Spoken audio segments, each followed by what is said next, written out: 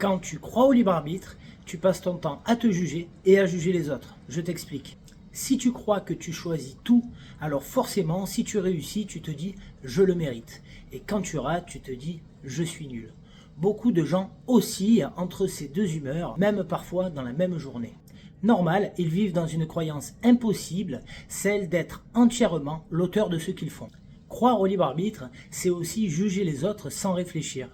Tu vois quelqu'un de paumé, de maladroit, de nerveux, tu ne te dis jamais qu'est-ce qu'il a construit, tu te dis juste il est idiot. Et à l'inverse, d'autres idéalisent totalement les figures d'autorité.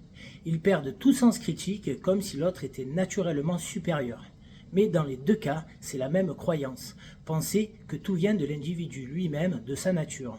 Et le plus fou, c'est qu'avec les gens qu'on aime, on n'est pas du tout comme ça.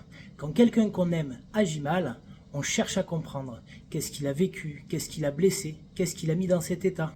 Mais avec les inconnus ou ceux qu'on n'aime pas, on retombe très vite dans le libre arbitre. Pas de contexte, pas d'analyse, juste du jugement. Le libre arbitre, c'est la morale avant la compréhension. C'est juger avant d'observer. Et c'est aussi se condamner soi-même avant de se comprendre. Si tu veux souffrir, crois au libre arbitre. Si tu veux comprendre, cherche les causes.